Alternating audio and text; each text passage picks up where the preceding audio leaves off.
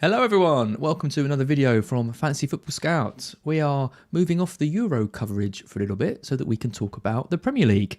And I am joined by my fellow Top Gun, it's Luke Williams. Luke, I was going to plaster Top Gun's, graphics all over this stream, and in the end I didn't do it, but I think that's what the people would have wanted, right? Oh, for sure. Yeah. No, you have to redo that, I think. It's what Yeah. the people want. Got to give it to them. Yeah, maybe I should. Yeah, I mean, because we got that guy who did all the graphics for us, didn't we? When we were doing the pod. It was so nice of him.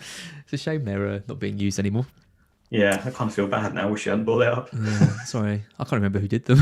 oh, Oh, oh mate. dear. Anyway, we are here to talk FPL because we need to start thinking about it. There's only a few days left of the Euros now, and then it's going to be properly onto our teams. Not a huge amount of major signings yet. I mean, Sancho to United, obviously the big one. Leeds have made a signing. Brighton have made a signing. I don't think there's really been two others. Some rumours knocking around, so we'll kind of see what happens with those. But if you're here, you might have been clickbaited by my new process of trying to get people into the streams, which is show people someone with Benteke up front and say, here's Luke's team reveal. So, Luke, you're going to take all the flack for this. But the idea is we wanted to use the stream to present some, not necessarily the biggest differential players, so not 1%, 2% owned and all that, but just players who a lot of people aren't really considering because I think the template already is really, really strong. And we're both anti-template players, so should be a good one. Yeah. It's just to, I suppose, kind of highlight some players that I still think are really pretty good, most of them in certain areas, and be it their minutes maybe slightly not what we expect, or there's sort of some sort of factor around these players that probably puts people off them. I think a lot of that has come down to the fact that the prices this year in FPL seem to have forced the template quite a lot. I think I look at the teams online and they're pretty much the same as mine and everyone else's because it seems pretty clear, like you said. So some of these players kind of just get forgotten about, but they are actually really good players and actually have a pretty good price in most for the most part. It's just that maybe their minutes aren't nailed. And the thing we need to remember, I think, sometimes is that every season is different. Just because if the season's repeated and we just pick the last year's best players and we did that every year, things would never change. They do change, and some of these players might get more minutes this season. Things might slightly change around them. So I don't think they should be totally written off. So it's kind of just to bring them to light, really, and have a look at them and discuss them and think, could these guys be an option? Because I think quite a few of them could be at some stage. Well, it happens every year, doesn't it? I mean, the template that goes into game week one, everyone, it's always hard to argue against a lot of the picks, but it's never like the template team always is first in the world. There's always ways to differentiate team. It's just how brave you want to be going against all the teams you see on Twitter, all the teams you see on Scout and all that. And, well, we all know you, Luke. We know that you don't mind doing that. Right, so let's get this team up then. So the team I've got on screen is Pickford in goal with Ward. It's Chilwell, Cancelo, Reguilon, Firpo, Dunk, Mahrez, De Bruyne, Havertz, Pepe, Jota, Cavani, Benteke and Davis. So just for clarity, this isn't the team Luke's probably going to go into the season with. I mean, if it was, I mean, fair play to you. You're not quite that mad. But it's a team of players that we think, that Luke's picked out to be to players that we should be at least considering amongst all the boring template picks that we've got. So let's start at the back then, Luke. You said you've done some half research on a lot of these guys, which I think sums us up when we're on streams. Yeah, exactly. So who have you got for me? So we've got Pickford in goal, having an amazing Euros tournament and great fixtures, right? Yeah, I mean, the feeling behind Pickford, I suppose, is mainly nearly every single season a 4.5 keeper does really well. We know that. That's probably where I'm going to go. I'm probably going to have Sanchez like most other people, I would imagine, maybe the Watford keeper.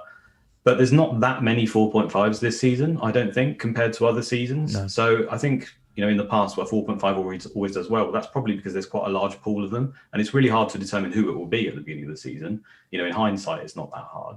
But this season, I feel, therefore, one of the 5 millions could actually be a better option. And Pickford, the thing with him is, I mean, hopefully he'll be buoyed by a World Cup win and not conceded a single goal. That would be a good start for his confidence. But I think with the new manager coming in, Benitez obviously historically has got a bit of a focus defensively. The fixtures are pretty good on paper. And when you look at their players, like individually, their defenders, Mina, Keane, Holgate, Godfrey, they've got Digne, Coleman. I think they've got some pretty good defenders there, like comparatively across the league. You're maybe not right at the top echelon, but from sort of 6th downwards. I think that's a pretty good defense. I think they've got all the individual pieces. They're quick, strong. I know they can do passing as they play Sky, and Keane regularly hits the passing bonus. So if Rafa was to set up in a 3-5-2, for example, and use Allen as well, which I think is another key part, I don't think he's quite shown what he's capable of. He is a really good DM. He can like take over the game. He's been a bit unlucky with injuries. So I think that there is a strong chance that they could improve defensively. You know, if they are going to play the wing backs, then obviously Digne stands out, and I know he's template, but we're trying to avoid that. So I think Pickford at 5 could offer some value. I think him and Henderson at 5 are probably the standout picks just above. Yeah, I mean, I think that obviously the first thing Benitez is going to try and do is address that home form, which is just absolutely ridiculous. I don't think we'll ever see something like that again with a top side, top 8 side, maybe top 6 side, top 4 side if you ask the owner, but definitely not yet. But their record is just so ridiculous that needs to be the kind of the focus. And I think the way to deal with that surely has to be defensive. And I think it's probably one of the reasons why they've got in Benitez, an experienced head to. They've got some talented players in there. Like you mentioned, he's worked with some of the biggest names in world football. So like Rodriguez and Dean and stuff probably are more comfortable than if they brought in sort of a relatively unknown guy. So yeah, I personally think it's a good appointment. Just all the negativity from Everton fans is hard to kind of ignore. But I think if he gets off to a good start, then I think a lot of that will be forgotten. It's just if they get off to a bad start, they're going to turn on him very, very quickly. But I think he's kind of used to that. I just think with the right organisation, Everton have got the individual players to actually have a pretty good defence on paper. There's not many people who've got as good a DM as Alan across the league, and the defenders are good. I think they're decent. So yeah, I see potential there because at the end of the day, again, it doesn't always repeat from last season. You already mentioned the home record was terrible. Now we've got fans back, stuff like that. I think there could be change there. My argument would be, though, that actually I think we do have better 4.5 goalkeepers this year than we did last year. Because last year we had McCarthy, Ryan, and then the promoted goalkeepers. This year we've got Sanchez, Dubravka, who does pretty well normally, makes a lot of saves. Guaita's there as well, and then the promoted guys. So I don't know. I think if I'm picking, I think Sanchez. I think I'm still going to go for one of Sanchez, Dubravka, or Guaita, and it's like you mentioned, it's just so hard to look past Sanchez. I think with their opening run and what he did. Yeah.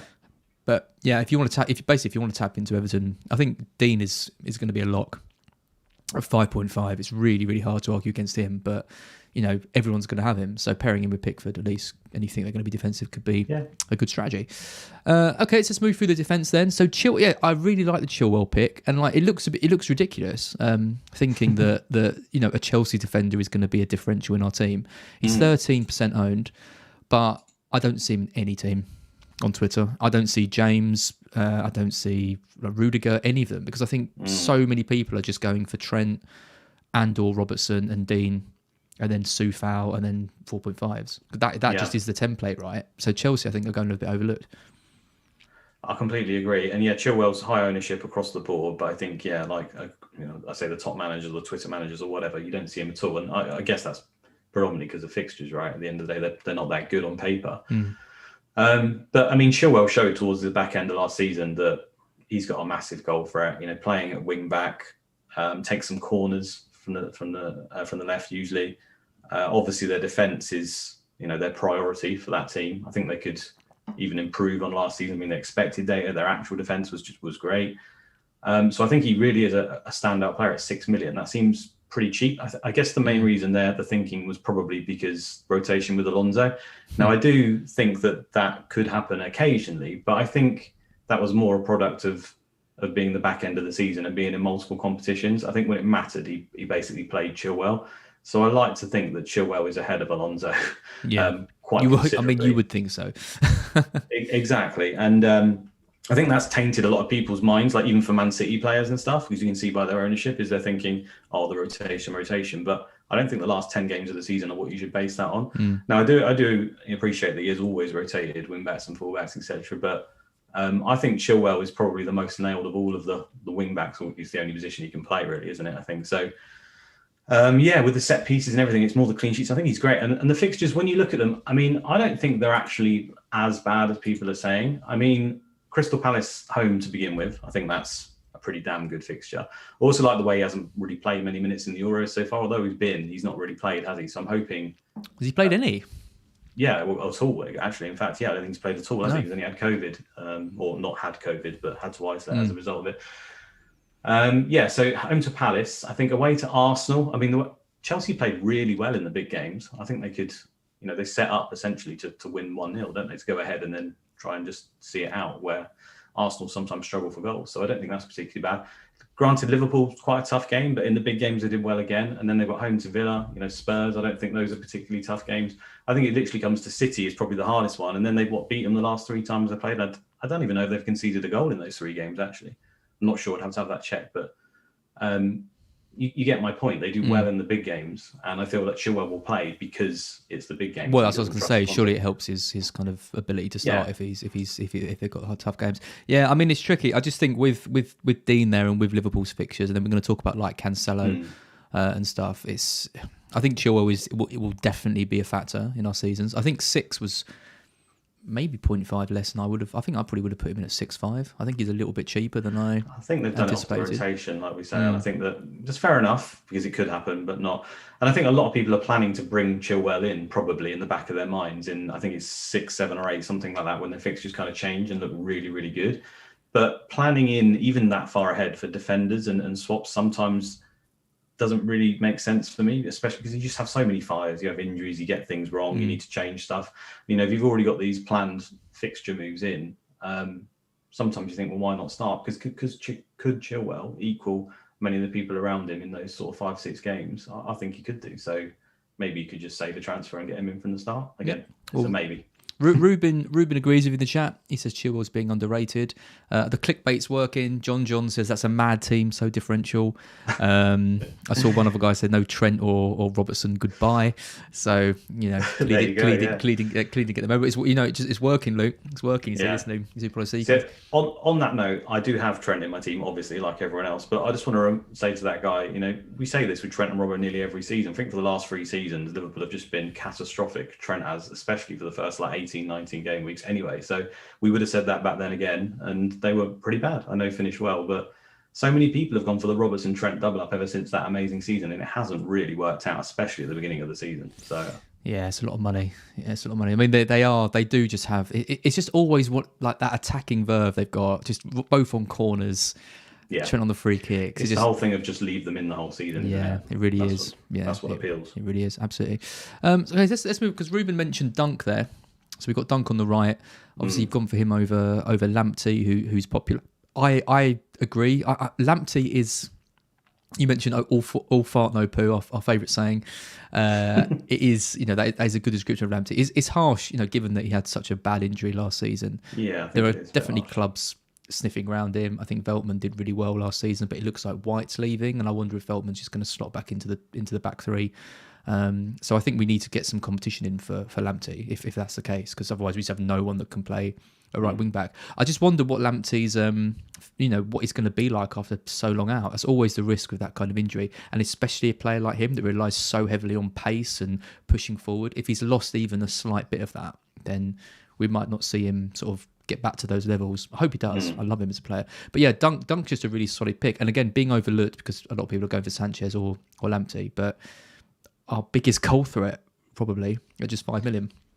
Yeah, exactly. I think when you look at Brighton's run and everyone wants a piece of it, we've then tried to sort of cut corners a little bit and go hope Lamptey's back to what he was. I mean, he's a fantastic player, obviously. Like you said, the injuries are worrying. Maybe he's lost a little something, but he is a great player.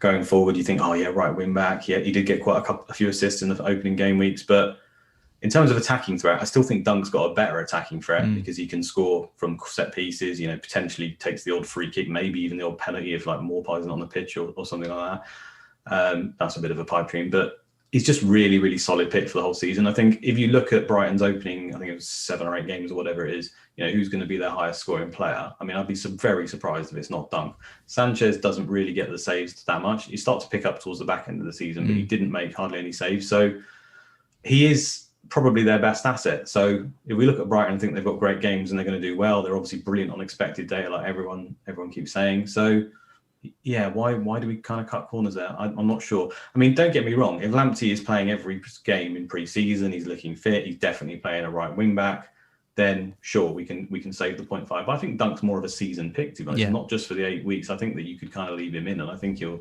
he'll definitely be value at that price for me. Yeah, and Newgrams nails it. He says Dunk's the banter player of the team. He gets a red card, he can get you a goal Yeah. in the same match. He could miss a fun, penalty. isn't He is, well, fun. For non-supporters of Brighton, he's very fun. Fun's one word to use from every now and then. Obviously, I do rate him, but yeah, he's he can do some pretty mad things. Okay, so next we've got Firpo. So you're going to have to tell me about Firpo. I know that he's obviously just signed for Leeds. I know that everyone wanted him at 4.5 and he's coming at 5. I know that he's from Barcelona. That is about it. So who is he and why should we get him? Well, I don't know too much more than that, to be honest. I've watched him a bit, and I was impressed with him when I've seen him. He played for Betis before that. He was really good for them. And so is the Alioski replacement, right? Yeah, I mean, I would imagine so, unless they're planning on putting Dallas back at left back. But the midfield role works so well, I can't really see that. No. So, yeah, I would have preferred him at 4.5, obviously. But Alioski was very attacking on that side. He drives with the ball really well. He's a really good dribbler, left-footed, really good. But the benefit, at least from the bits I've watched him on YouTube, is he can cut on his right foot and he has the odd shot and stuff.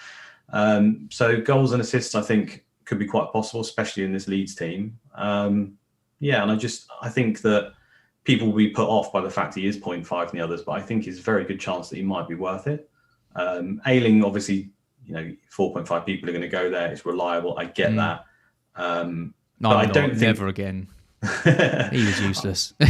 And because he's a new player, yeah, I can understand people saying they don't want to do it. He might be eased in, but I can't really see him being eased in. I think the other thing to take into account is, Barcelona's situation at the moment. They're just having to offload players. Like, would they have offloaded this player if they could, help it? I'm not so sure. So I think it's a bit different to the likes of Semedo and all these other people who have come that just because they've come from Barcelona, they're going to be good players when actually in reality they weren't particularly good. I think he's a cut above that level. And I think when you work under Bielsa, you've always got a chance of being fantastic. So yeah, not one to have in from the start for me, but he's certainly one that I think could be a factor at some point during the season. Yep. No, I like it. I think he's, no one will get him. I mean, he's 0.4% owned. I mean, he's only added into the game the other day, but I'd be amazed if that ownership hit past 5%. I think you're just going to pick the likes of Ayling or any of the other Leeds defenders. I think they're all 4.5, aren't they? Cooper.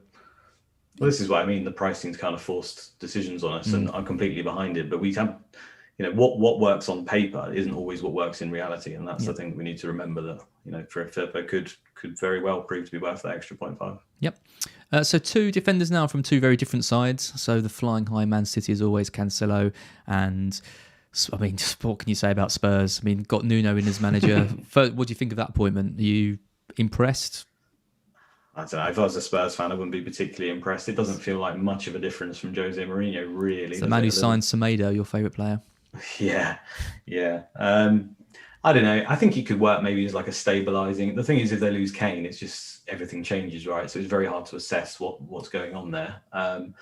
But there's some talk that Nuno wants to move to a back 4, but if he keeps a back 5, then obviously we know that his wing backs can do pretty well and are heavily involved in the play. And it's that pick really. Spurs, they actually kept 12 clean sheets last season, despite people sort of thinking they weren't particularly good.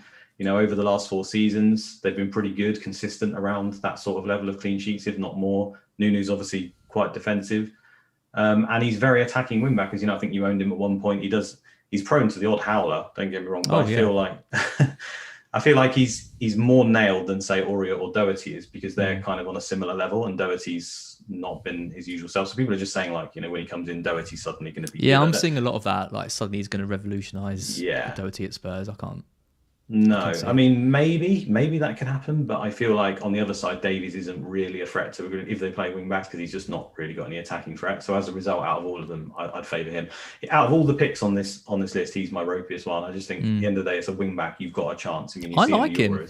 I really like it. I think if Wolves, if Spurs do go with the wing backs, I think he's a great option, because he like you say, he played wing back a few times for Spurs last season. He is a fun player to watch when you've got him. Like, he just bombs forward. He's in that kind of...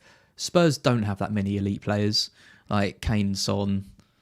That's it. I think Reguilon is approaching that, because he is just a cut above most of their other assets. I think the quality he's got is really strong. So yeah, I really like him. So what about Cancelo then? I mean, Cancelo, he is one of your boys, isn't he? You called him out right at the start. You said he was going to displace Walker.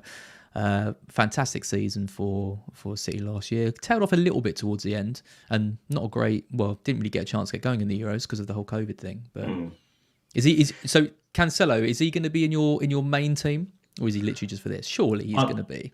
He's there or thereabouts. I'm not sure. Basically, my main team's going to start with one of Chilwell or Cancelo. I'm not sure which one. That's that price spot for me at the moment. Obviously, I say all this at the moment. Kane moves. There's so much stuff that can happen that can change all this. But at the moment, Chilwell or Cancelo, one of those will probably make it. I mean, at the end of the day, Man City are probably the bookies' favourites to win the league again. I imagine they've got a ridiculous even without team. Kane.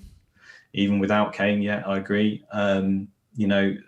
Expected data and actual data for the last 4 seasons, they're just the top team consistently. All the time. Liverpool obviously won the league during that, but still their numbers were fantastic at that point. And it just makes me, it's just quite funny actually. I look at all the teams on Twitter and stuff like that, and I barely see any Man City players. In fact, quite often none. Sometimes one. And I think to myself, I appreciate a good team isn't necessarily therefore a good fantasy asset, but Man City do have good fantasy assets, and they have pretty damn good fixtures, I think, for them. Norwich, game week 2. Yeah, I mean, that stands out massively, right? I really like them. Spurs away, Norwich at home, Arsenal at home. I don't think that's tough for them. Away to Leicester, I don't think that's tough. Home to Southampton. Those first 5, and especially the home to Norwich, home to Southampton, and even home to Arsenal, I would argue 3 out of the 5 are really good. And away to Spurs and Leicester aren't particularly tough for them. So I feel like that start. The thing with Cancelo that appeals to me is Walker's obviously with England at the Euros. Maybe he goes all the way. Maybe he's a little bit tired. I know Cancelo went, but then Bet had the COVID thing and came back, so maybe he's a little bit rested. Obviously, Zinchenko went with Ukraine. I don't consider Mendy particularly a threat these days. So as a result, Cancelo's probably going to play, I think, to begin with. And that's always the thing with Cancelo is his minutes, right? So that's why I think people haven't gone there. But to start the season, Cancelo's looking pretty strong. And I think we also need to remember that, again, it's what I said at the start, the last 10 games for Man City and the amount of rotation, I don't think we can bear that in mind, because Pep's shown before he will play his strongest team and play it, repetitively in the periods where he doesn't think he has to manage the squad. He always talks. So I feel like at the beginning, Cancelo's got a decent shout, and he is elite level. I mean, you watch him play, he is ridiculous. He's class. Yeah. I don't think his I think he just offers City so much more than anyone else in that position could do because of the way he drops into midfield. Yeah, it's what everyone talks about. You see the heat maps of him coming in, and it just frees up midfield players to get forward more, and he covers back and drops deep. I think he's a really, really important. I think he'll probably play left back a lot this season because Walker's obviously started to come back into it. But like say away to Spurs first game, you think probably Walker will play right back if he's available. I think Zinchenko wants to leave, doesn't he? I think I saw somewhere that he's kind of a bit fed up being. Maybe they'll sign someone versus Son against Spurs. If Walker's available, he probably plays right back, and then it's Cancelo or Zinchenko left back. But after that, home to Norwich game and the home to Southampton game, I would expect Cancelo's playing, whether that be left back or right back, because you don't need Walker for those games, do you? Yeah. So then you've got 2 Man City midfielders. So De Bruyne is there, Mahrez, come on, really? Did you just put him in there just to annoy me? Partially. He's also in my main team at the moment. I think Mahrez is probably the most. I just don't see him anywhere at all on Twitter, and I can't understand why. 3.4% only. 3.4%. I know, and even against the main people, I think that comes back again to these people just thinking he's not nailed because he wasn't towards the back end of the 10. I know we can't say for sure, but when you look at all their wide players, Foden's at the Euros, not played that much, but he's there. The Sterling obviously doing very well, but at the Euros going all the way. Jesus is they're in the final, aren't they? So he's gone all the way. Yep. So suddenly their options are looking thin. De Bruyne was clearly playing patched up.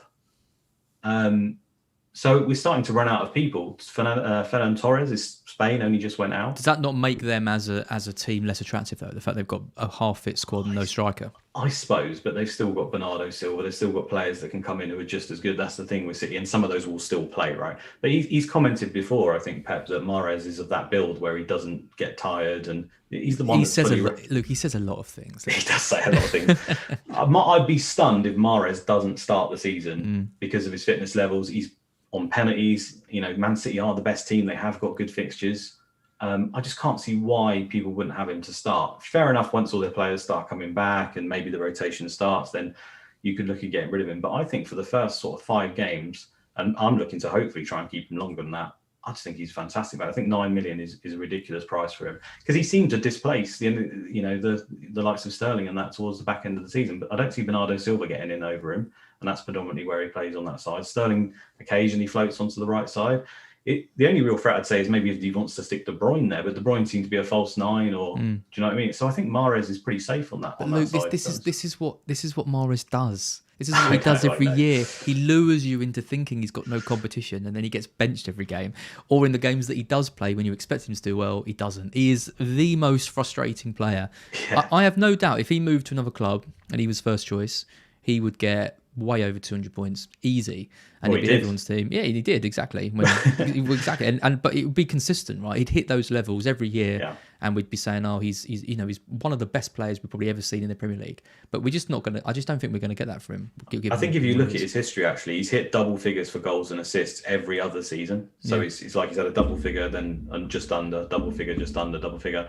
So really, with him, it is the minutes thing. And if you think he's going to get more, which I'm hoping, then I'm probably going to have him. And again, he still always ends up pretty high scoring for the midfielders, regardless of all those issues. So similar to Son, actually, I think in that regard, that Son has always shown that when he's on the pitch, he could do really well. But then combination of injuries, going away to Korea, not 100% being nailed when he first was at Spurs for a little while. He's kind of in that bracket for me where he can explode. And Son obviously had his explosion season last season. And Mahrez, I know he had it with Leicester, but he hasn't had it with Man City, really. He's sort of flirted with it. So I still think there's a chance. Yeah, nice. Just shout out to Harry Winston, who says I sound like Jay from The Inbetweeners. That is not true. Don't spread these propaganda lies. I get enough with looking like Jack Whitehall. I don't need to add Jay from The Inbetweeners into the mix. Just talk about De Bruyne quickly, because obviously De Bruyne's up to 12 now, which I was really surprised at, given that he had a poor season FPL standards wise. I was surprised that he got a price hike. He's not being considered by many people because obviously Salah, Fernandes, Kane, I think, are the three premiums that most people are flocking to. So he's still at 16% ownership. But again, I'm not seeing him in any teams. Do you think that is because of like the injury stuff he's got, or do you think that is just because people are going for other premiums? Yeah, I think the other premiums make more sense to start the season. Really, I agree with that. I just think that Man City are the best team. He is, for me, the best player in the league, and if he is playing up front, or even if he's not, he still could be ridiculously good because his expected goal involvement again is higher than any other player. Goals and assists combined was higher than per 90. This is, I think it's higher than any other player in the league. Even last season, this is when he wasn't. He underperformed, but often a lot of it wasn't his fault. Yeah, exactly. So then you combine those games, and it's more to do with the fact that therefore he's a differential. Like, he's still a very, very good pick. Home to Norwich and home to Southampton, we've already discussed it. If he's on the pitch there and you've got him as captain, I don't think many in the Twitter sphere are going to have him, because you've already mentioned they're going to have Salah and they're going to have Bruno for good reason. So who would you go with out of those two then? If you were going to have De Bruyne in for one of Salah or Fernandes? Well, I probably wouldn't. That's what I'm saying. But I suppose you could just look at it and think, well, I'm going to forget that. And De Bruyne is still a very good player in his own right. And Man City are the best team, so I'm going to go for it. I don't think that's a terrible decision. So which one? You got to I'd get rid of Bruno. I wouldn't get rid of Salah. Yeah, I wouldn't get rid of Salah just because... you can't win that game week one game.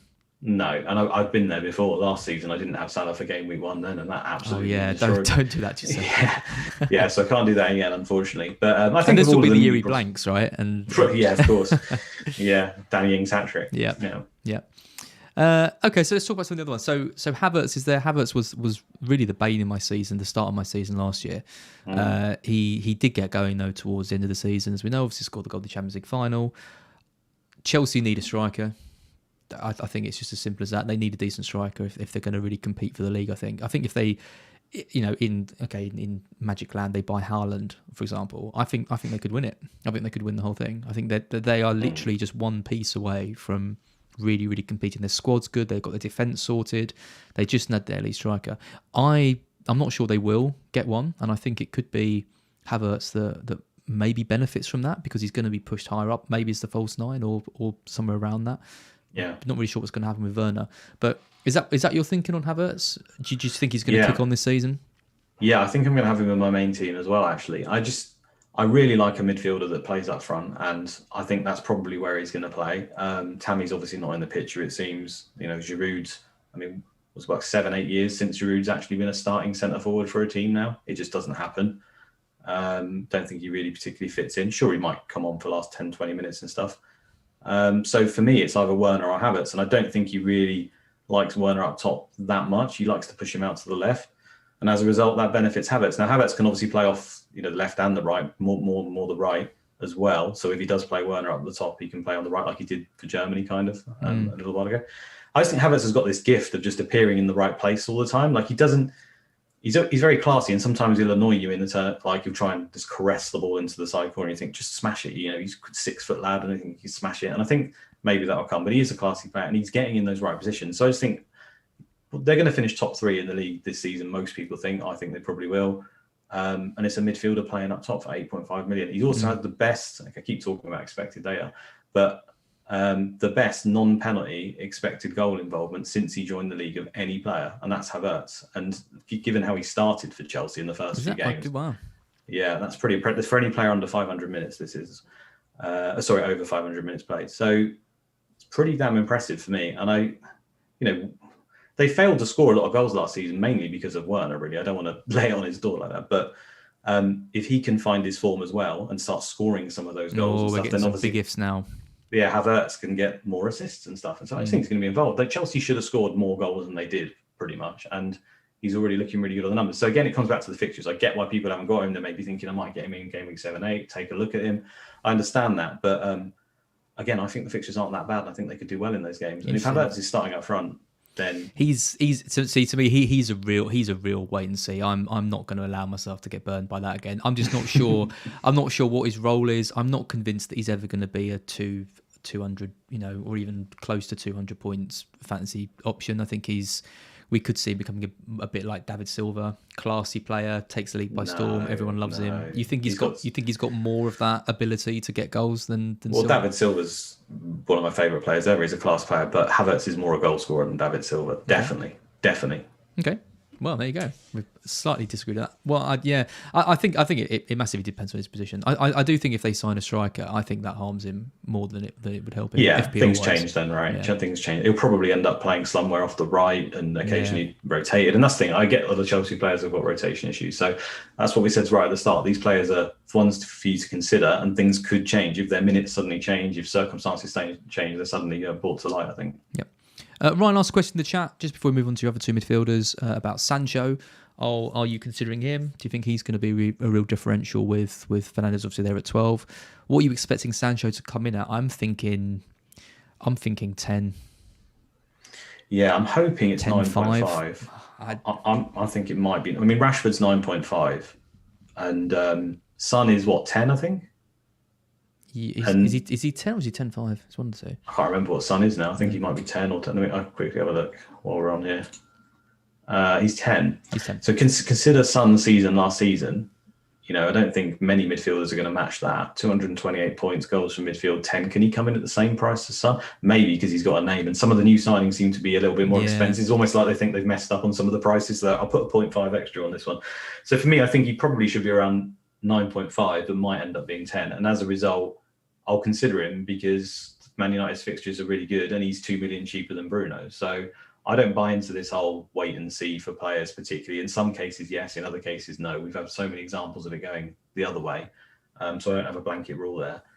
He is going quite far with England in the Euros, though. So maybe they take a little time to settle him in. I don't know. I'll certainly, if he's 9.5, for me and my main team at the moment, I've got a Mahrez and Havertz kind of position because I'm not going with Bruno. That may become a Sancho just because his fixtures are better than both of those. Because that could be a way of getting KDB in, right? You go for Sancho, Salah, and KDB, and then you haven't gone 12 million assets. And if it depends on Sancho's price. I think they have to price him somewhere in between Rashford and Bruno. It just depends how high they go with it. I think you're right. Given Son's price, I think 10 probably is where they'll go. I don't think they can make him 10.5 and make him more expensive than Son, who's been doing it every season. No, who knows with the prices this season though, well, right? That's a very good question. Yeah. Who knows? Okay, so coming back to your midfield, Pepe, wow. Pepe at 7.5. 7.5 though, I have to say, he is a bit tempting. Arsenal got Brentford in the first game, then they got Chelsea City, then they got Norwich Burnley, so it's a mixed bag. But he was on fire, wasn't he? What, back-to-back braces end of the season? Yeah, again, I won't be having Pepe myself, but I do. There's something there. He's kind of that. He's a fantasy player at the end of the day, isn't he? And by what I mean by that is he's quite selfish, and he'll get the ball and he will just shoot. And of all the Arsenal midfielders, among Saka, for example, is a fabulous player, and he has got quite a lot of end product, to be fair to him, but he's not really got the same goal threat as a Pepe. We've already seen that he can hit braces, he can shoot from all sorts of angles, often wildly, but when it works well. And I think if you look at that block of fixtures as a 5, they are playing Brentford in the opening day. Most people, I think, have probably got that down as an upset. Brentford looking really good. Tony's going to score. They got him in the team, but in reality, it's probably more likely that Arsenal do okay and probably win that game. And then Chelsea miss Man City, tough games, 100%. Then it's Norwich, Burnley. So if you look at it as a 5, they've got 3 pretty good games in the opening 5. I wouldn't start with him, but you could bring him in later if he's doing well. And when you look through their squad list now, I mean, maybe Arteta feels different, but they don't really have. To me, it's just obvious that they need to be playing Pepe and Saka on the wings with maybe Smith Rowe in a 10, and then it's one of Aubameyang or Lacazette up top. And I think towards the back end of the season, Arteta sort of gave up with that experiment a little bit of having Aubameyang on the left wing, and he seemed to just bench Lacazette and put Aubameyang up top. So I'm hoping that he sees that and he puts one of those guys up top. And then they don't really have any. I mean, Willian's not going to play, is he? I mean, there's no one else really on this. Martinelli maybe, but he's got massive injury problems. So I feel like Pepe and Saka should be the starting players in this team. And out of those two, Pepe's just got more goal threat. He was the highest scoring player, I think, in the last 7 or 8 weeks or something like that. He was the highest scoring fantasy player. So it's more just in hope that continues. I won't be starting with him, but he's one to think about because it is a nice price. It is. I mean, 4% ownership. That puts him in a really. There's not too many options around that 7 to 8 million bracket. And once you start going up to 8, you're looking at like players like Grealish or going up to Mahrez, all these quite pricey players. So I think 7.5 is really nice for him. I thought they might be tempted because I think that's the same price as he was last year, or maybe he's 0.5 more. No, I think he's slightly cheaper. Maybe he was 8. I think maybe. Was he? You sure? I'm not sure. He was. I mean, he was 9. Sure. He was 9.5, I think, in his first season, and then he was awful. That's the thing. He's got to try. He's got to kind of shake off that reputation of just being overpriced.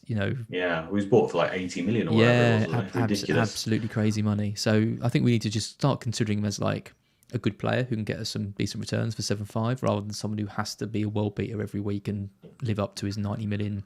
Price well, it's the whole thing with Arsenal is like, apart from Aubameyang and Lacazette who kind of shoot, the rest of their players are kind of pretty. That whole like Spain style where they all pass the ball around and they can do like Smith Rowe, but they need someone to actually finish the chances, and hopefully that can be Pepe. Yep.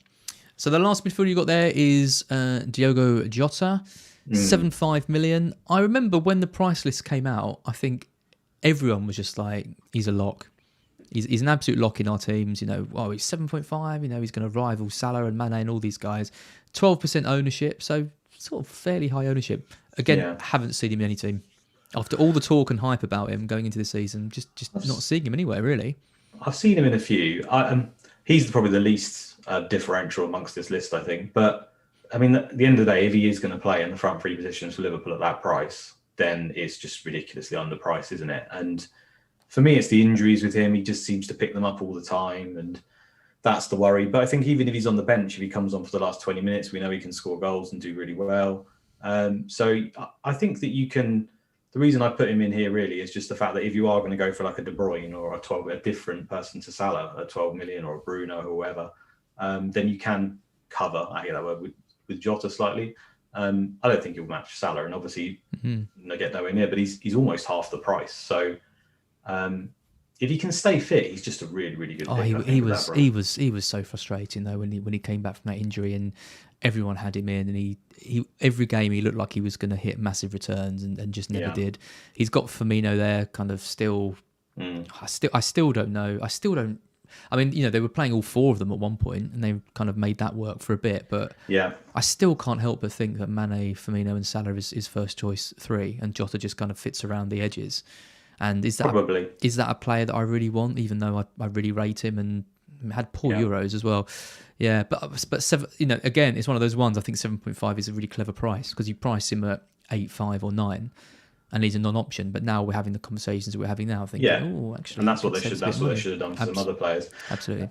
Yeah, and the thing with him, I think, to me, I'm not sure whether I'll go with him at the start. Probably not, but the fixtures are good enough where I think you could risk it and warrant it. But I think if one of those front 3 gets injured, I mean, that price is it will be in every single team, won't it? It will just be in every team.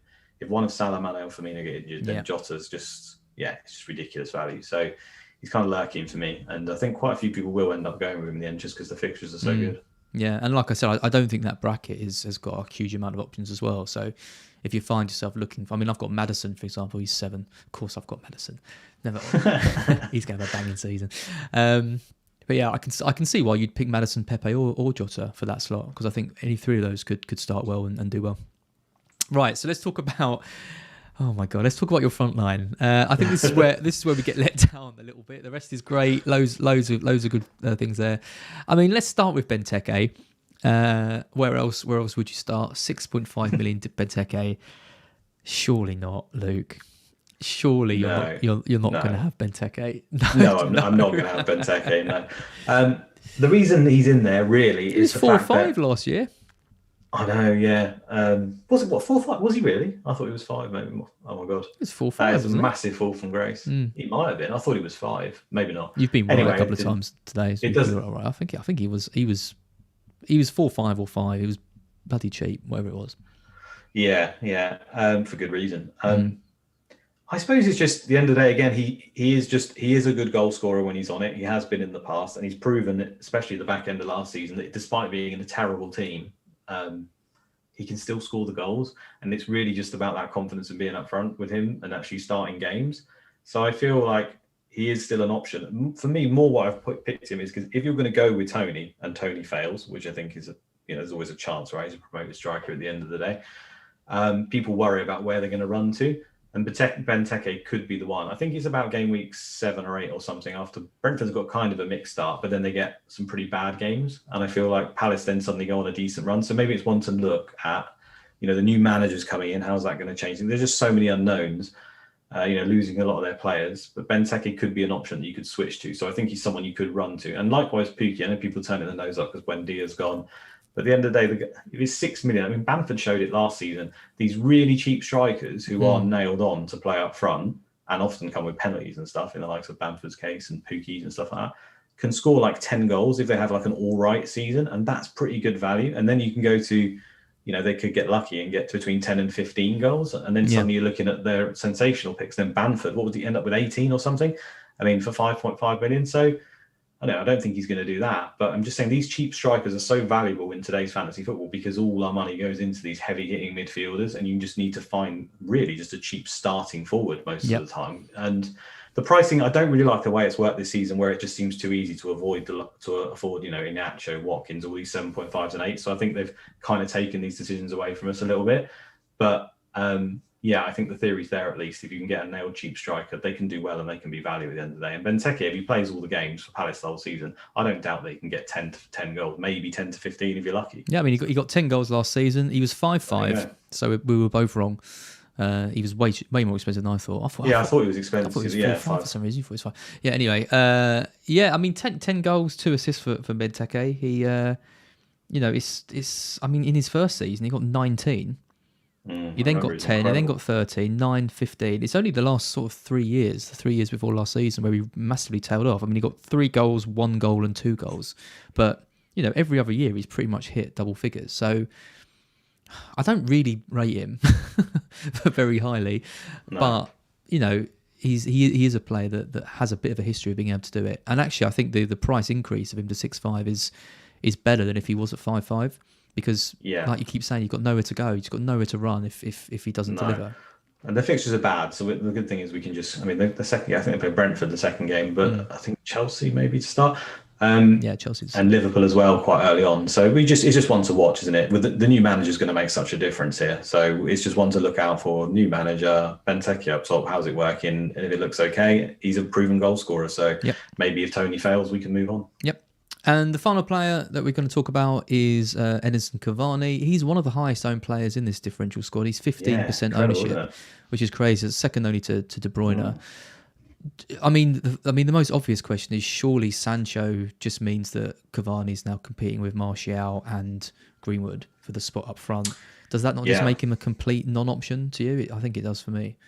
Well, probably. I don't think I'll go with him. But again, it's just these players that have got something hanging around, like the expected minutes, makes us not go for them. But if for some reason he is playing, because we can't kind of predict these things, That's a crazy price for such good games, and he was so good when he was actually on the pitch. Again, in the expected there and in actual returns, he was decent.